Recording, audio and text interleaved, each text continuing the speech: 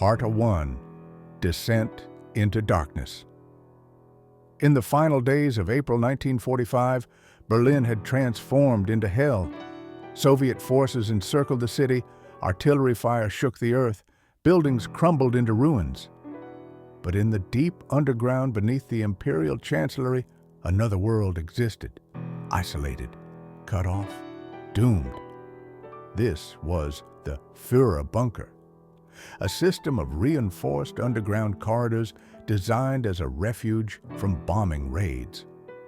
Walls of reinforced concrete several meters thick were meant to be a fortress of power. Instead, they became a tomb. Elizabeth Hammer, a woman who worked as a laundress and cleaner in the bunker, would later recall her first impressions of this place. "I was responsible for laundry and partial cleaning. I didn't hold an important position, but I was there. I remember the atmosphere was cold, damp, and everything sounded hollow. There was a strange silence, as if everyone knew the end was near. This silence, a word that would be repeated in the memories of all who were in the bunker. Not shouts, not orders, not the bustle of military command, but the very silence of people who had already understood that everything was over. Hammer didn't see Hitler daily, but when she did, she noticed a gradual change. At first, we saw him walking, greeting people, even just nodding. But in his final days, he no longer came out. He stayed in his room. Once I saw his secretary come out crying. Something serious was happening, but no one said anything. The air in the bunker was saturated with fear and staleness. The smell of dampness, gunfire, gunpowder, and death merged into one suffocating odor. As Soviet forces drew closer, this smell intensified. Hammer would later describe it. It was a smell somewhere between moisture, gunpowder, and fear. It clung to my clothes, to my hands, to my memory. I never forgot it. Even when I took a bath, it always returned in my dreams. Approximately 150 people were in the bunker, though official documents listed about 50. It was a strange mixture of personnel at the highest levels, top-ranking military officers, Hitler's close advisors and service staff, cooks, nurses, telephone operators, cleaners, couriers. Among them were people who had made decisions that determined the course of history. And there were people who simply cooked food and cleaned corridors. Constanze Manzi, Hitler's personal dietitian, was one of the few who had constant direct contact with the Führer in his final days. "I cooked under surveillance. Everything had to be according to regulations. There was much distrust. Even the water for boiling had to be filtered twice." Manzi was tense every second. She had to be on guard. Her silence was part of the inner life of the regime, where hatred of curiosity bordered on paranoia. In his final days, Hitler barely ate. He ate only puree, plain soup, and stale bread, Manzi recalled. When she brought him plates, she saw a man who was no longer the Führer. His hands trembled. Sometimes he dropped utensils but said nothing. He simply ate in silence, staring at the floor. He stopped talking about the war. He no longer requested military reports. One evening, Manzi was asked to prepare dinner for 6 people. No one explained why. She followed the order. It was a strange dinner. Everything was served in silence. There was wine, but no one drank. Only Eva Braun tried to smile. The rest barely spoke. This was the last dinner for the inner circle. Rokas Mish, a young telephone operator, saw the bunker's structure from a completely different angle. His work was monotonous and exhausting. "I was at the telephone almost around the clock. Sometimes I connected calls between offices within the bunker itself, sometimes with commanders outside. But in the final few days, no one answered anymore. It was like talking to ghosts. Misch witnessed the structure of the bunker collapsing from within. Spirits fell. Hope disappeared. Hitler passed by him without looking at him. He no longer greeted anyone. He walked slowly. His face was gray. All he said was that he did not want to go down alive. That word, alive. Misch repeated it again and again. I heard a door close, then a dry sound. I understood that it was all over, he would say later, remembering the moment he heard but did not see. Traudl Junge. Hitler's last secretary had the privilege of being as close to the Führer in his final hours as was possible. Her job was to type what he dictated. It was an unbearable honor and a terrible responsibility. Junge was full of premonitions.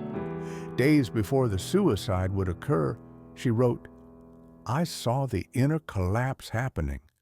People would enter the Führer's office and leave with empty eyes. One aide asked me for a cigarette with hands that trembled so much he had to grip it between his teeth." Junge was young. She was only 22 years old when she found herself in this bunker, and every hour she spent here left scars on her psyche. When Soviet forces approached Berlin to within a few kilometers and the sounds of bombing became almost continuous, Hitler seemed to have come to terms with the inevitable. Yet he still wanted to maintain the appearance of order. The regime, which had created an atmosphere of control and predictability throughout all of Germany through carefully planned schedules and rituals, attempted to preserve this until the end. Joseph Goebbels, Minister of Propaganda and one of Hitler's most loyal followers, was upstairs in his office when the Red Army approached. He broadcast the last propaganda speeches on the radio, addressing an invisible audience, to armies that no longer existed, to a fighting spirit that had long since died. But feeling the inevitability, Goebbels decided to join Hitler in the bunker. With him was his wife, Magda, and their 6 children. Helga, 12 years old, Hilda, 11 years old, Helmut, 9 years old, Hulda, 8 years old, Heidi, 6 years old, and Hedda, 4 years old. They had been raised in the luxury of the Nazi regime, protected from the harsh realities of the world. They knew no poverty, no fear, no defeat, only order and the comfort of their aristocratic surroundings. When the Goebbels family descended into the bunker, a decision would unfold that would define the moral state of these final hours. Magda Goebbels, an elegant, composed, always well-groomed woman, was in the bunker with one purpose, and that purpose was clear to her from the beginning. She came here to die with her faith. But first, she had to decide what to do with the children. One of the nurses in the bunker, who would later agree to speak anonymously, remembered, "I saw Magda combing her daughter's hair. She greeted me as if it were an ordinary day, but everything felt strange. Outside, there are bombs. Inside, only whispers." On the last day of his life, Hitler decided that he must leave a legal document that would define his relationship to history. He didn't just want to die. He wanted his death to be defined by his words, his version of history, his explanation for defeat. He called for Traudl Junge and Walter Wagner, his legal advisor, and dictated his political testament. It was a document in which Hitler blamed the Jews for the war, refused responsibility for the Holocaust, and attempted to rewrite history even as it came to an end. He called me by name. He asked me to sit down and record every word. He spoke to me as if nothing was happening. I trembled, but his voice was steady, Junge recalled. Hitler dictated with a precision that seemed almost unreal. He reviewed every line, though he knew that nothing mattered anymore. Wagner, the legal advisor, remembered. He asked me to prepare documents. Hitler wanted everything to be legally correct. Even in defeat, he thought about seals and signatures. He dictated every word with precision. He checked the dates. He made me read it aloud.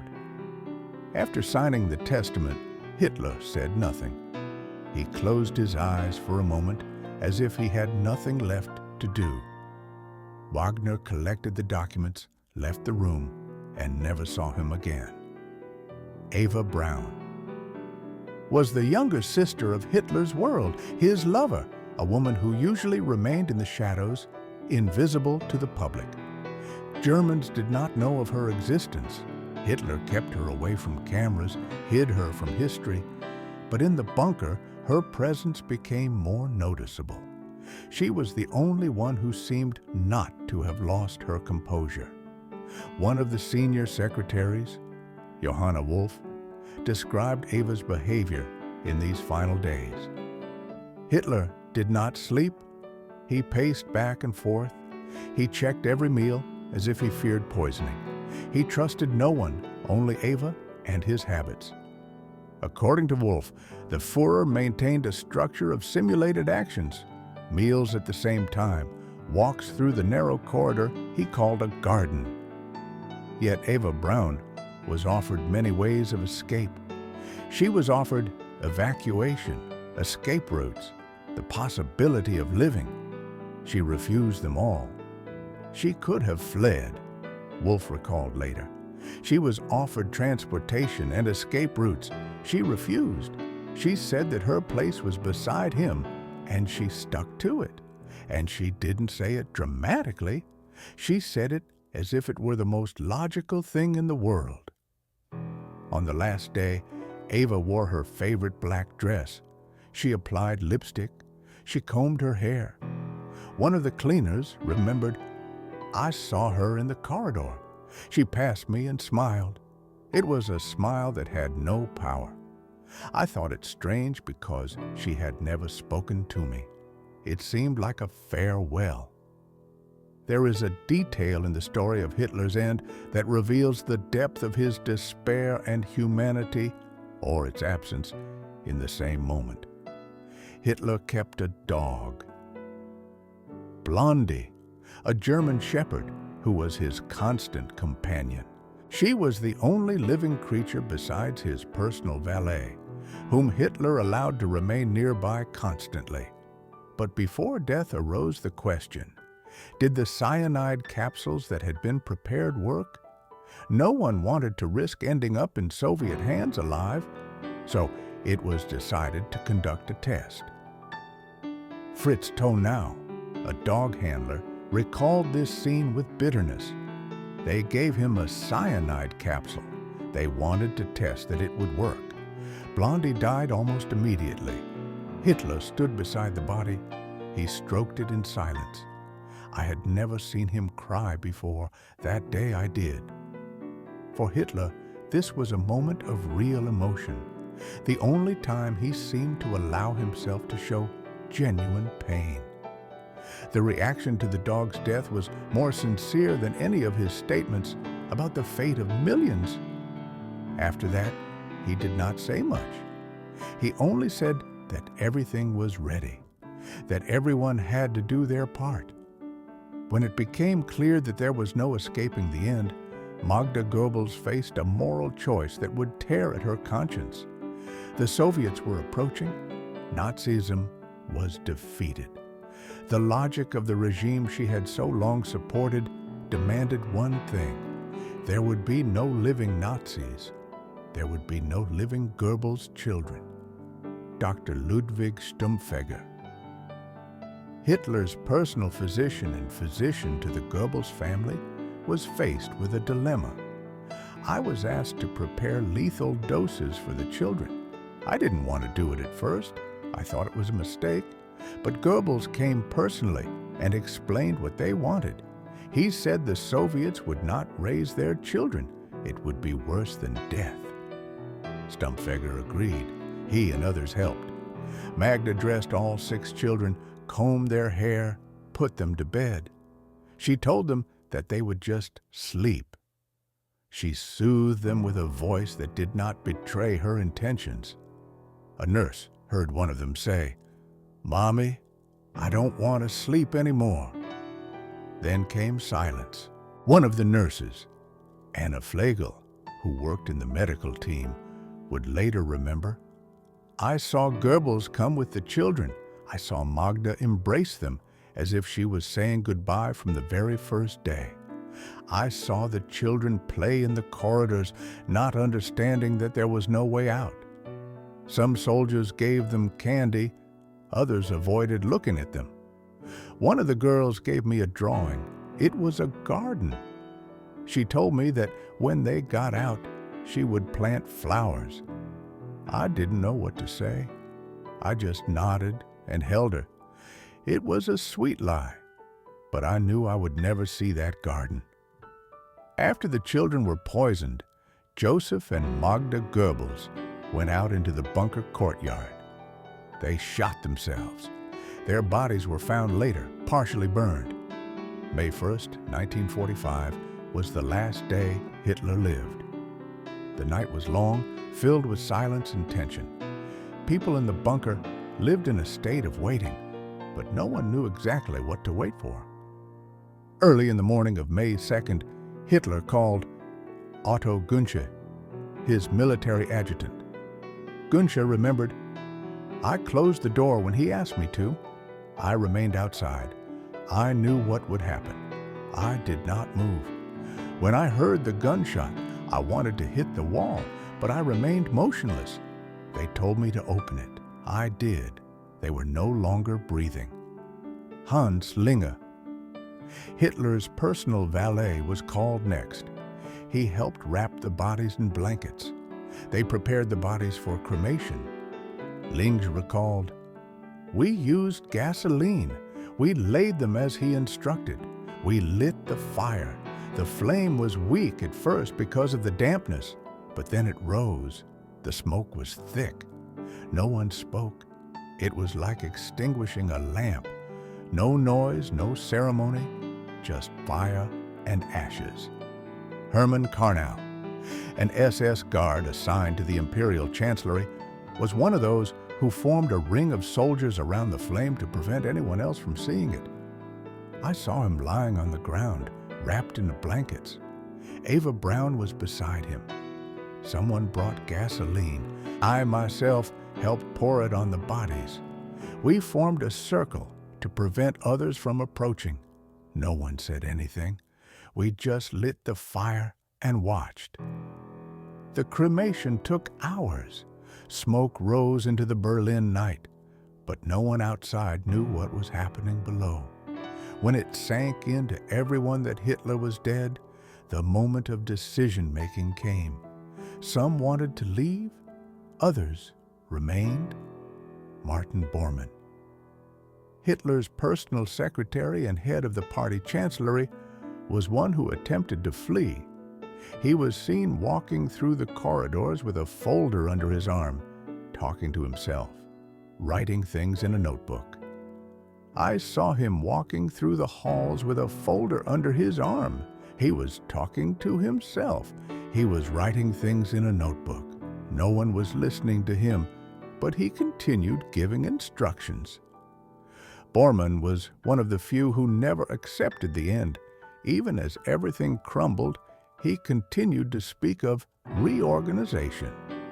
Bormann attempted to flee with his group through a subway tunnel along with Dr. Stumpfegger and others. They walked for hours.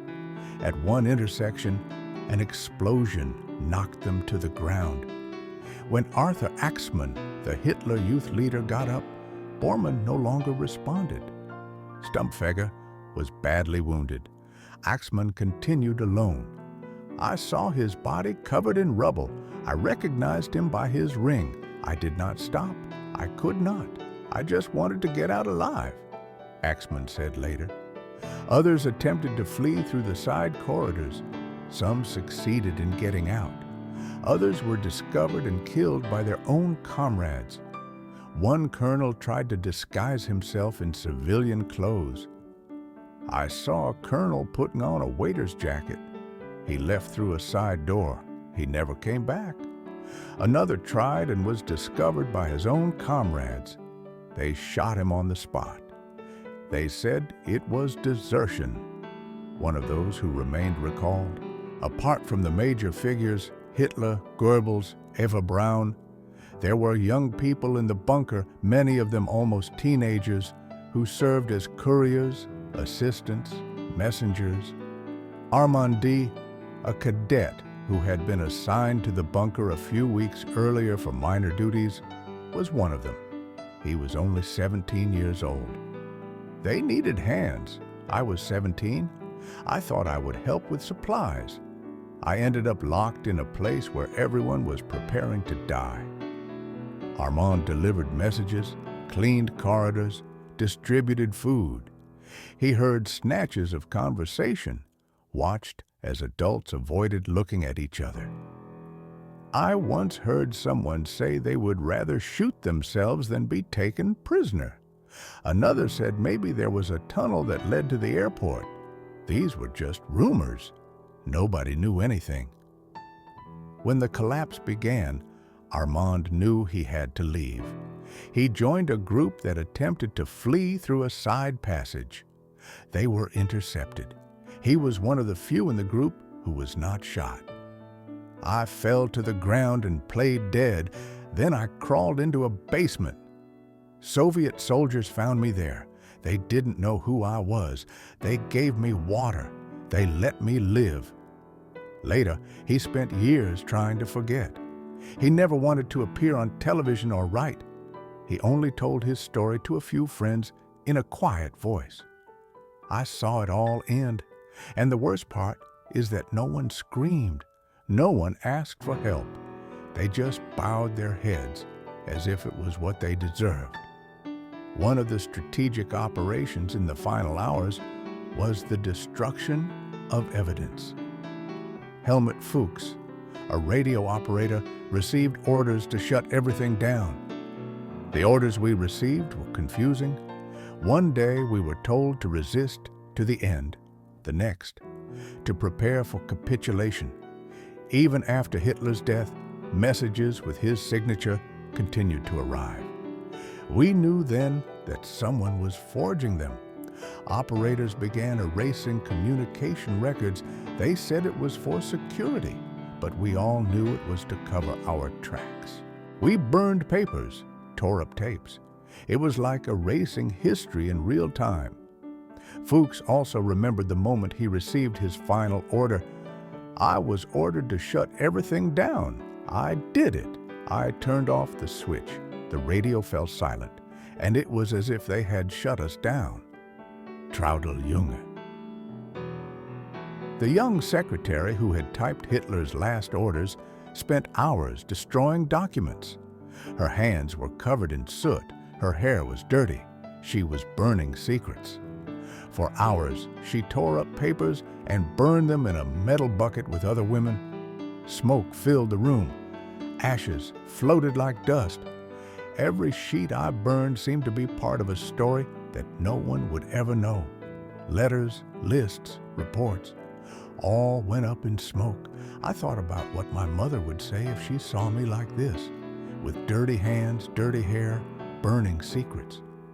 Ivan Klemenko, a Soviet officer, was one of the first to descend into the underground of the Imperial Chancellery. He had walked the streets of Berlin for weeks. He didn't know what he would find beneath the floor. We descended with flashlights. The air was stale. The corridor smelled of blood and dampness. We heard no voices, only the echo of our footsteps. It was like a tomb. Klemenko and his group found the remains of the main hall, a communications room, offices, and bedrooms. Everything was overturned, burned, abandoned. On the floor was underwear, torn photographs, remains of spoiled food. But what shocked them most was what they found. Toys, stuffed animals, small shoes. They were neatly arranged in a corner. We were told later that these were the minister's children, that they had been killed before the escape. We didn't believe it, but here was the proof. Klemenko recalled. He wrote in his notes that he had never felt as cold as he did in that corridor, not because of the temperature, but because of the atmosphere. I saw many terrible things in the war, but nothing like this. There was no blood. There were no screams, just things that seemed frozen in time. Mikhail Stepanov. Another Soviet officer was assigned to guard the site over the following weeks. His job was to prevent looting and preserve what remained of value. I spent hours at the entrance to the bunker. Sometimes I descended there with a comrade just to see if it was the same. And yes, everything was the same. No one touched anything.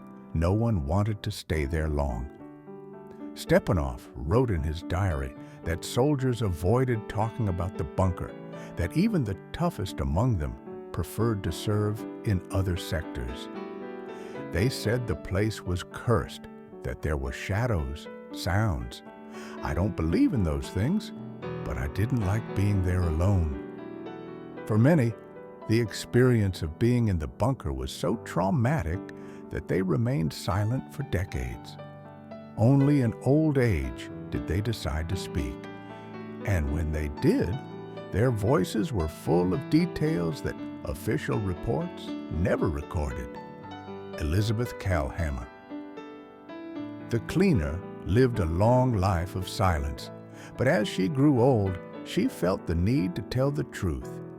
For many years I said nothing, not to my family, not to my children. I said I spent the war in a field hospital, but as I aged, I felt I had to tell the truth. Elizabeth didn't know anyone in the bunker, not senior officers, not secretaries. She only knew that something serious was happening. I didn't understand why there were children, why they were burning papers, why people were like sleepwalkers. It was like being in a world where everyone knew something except you. She said that despite her fear, what struck her most was the calm. No one cried. No one screamed. They just obeyed. When the Russians came, she sat on the ground and raised her hands. A Soviet soldier looked at her and offered her water. He didn't ask me anything. He just pulled me out of there. She lived many years after that. She never wanted money or fame for her testimony. She only asked that the whole story be known. I didn't see a heroic end. I saw a slow fall, and everyone knew it. Traudl Junge. The young secretary who had typed Hitler's final orders also decided to speak. She recorded a documentary in which she told about her time in the bunker, her work as a secretary, and her final days. She said that at first she believed herself innocent, but later realized her responsibility. I didn't kill anyone, but I helped the machine work. I wrote what was dictated to me. I sorted papers that I didn't understand, and that is also part of it. Her voice, measured and clear, became one of the most quoted when discussing the end of the Third Reich. She said she was not seeking forgiveness, only truth. Some want us to say we knew nothing. Others want us to say we knew everything. I am telling what I saw and what I did not want to see. The documentary was broadcast in several countries. Many people who had never heard of her learned about her for her sincerity. She was one of the few who, without apology, took on the weight of being there. I saw Hitler sign his last paper. I saw Eva Braun smile before death. I saw children playing with dolls in the midst of war. Nothing can erase this. When the documents were burned, and when the radio transmitters were shut down, and when the last witnesses fled or were captured, the bunker remained empty. This place, meant to be a fortress of power, became a tomb. Soviet forces documented their findings: charred remains of furniture, partially burned sheets of paper, syringes, bottles of poison, neatly stacked children's clothes, books, torn photographs, everything in silence under meters of earth. The people who survived the bunker carried the same images, the same smell, the same footsteps among the rubble. Many lived to old age, some in silence, others telling their version. All carried the same image: an underground bunker, dark corridors, dry orders, burned papers, tired faces, and the echo of a history that ended without glory, without a march, without a flag, only ashes. Epilogue, 78 years later. Today, 78 years later, the bunker remains beneath Berlin, partially destroyed, partially sealed, partially transformed into a museum. The people who were there are gone or are dying. Their voices remain only in documents, interviews, and memories. Historians continue to search for final details. They try to understand what happened in those final hours, not through official releases and not through propaganda, but through the world of ordinary people who were simple witnesses to history being made around them. What we know comes largely from these voices, from a cleaner who didn't forget the smell, from a secretary who typed words she didn't want to write, from a radio operator who heard the collapse of a man every time someone didn't answer his call, from a nurse who saw children's clothes in a dead house. It was a story that had no heroes, no grandeur, no glorious marches, only closed doors, capsules filled with poison, guns, bodies wrapped in blankets, burning orders, and disconnected radio transmitters. As one of the secretaries said, "I watched power die, and I did nothing. I just typed. I just took notes. I just signed." And that was all that needed to be said. The silence that followed these words was more eloquent than any speech about the end of the world.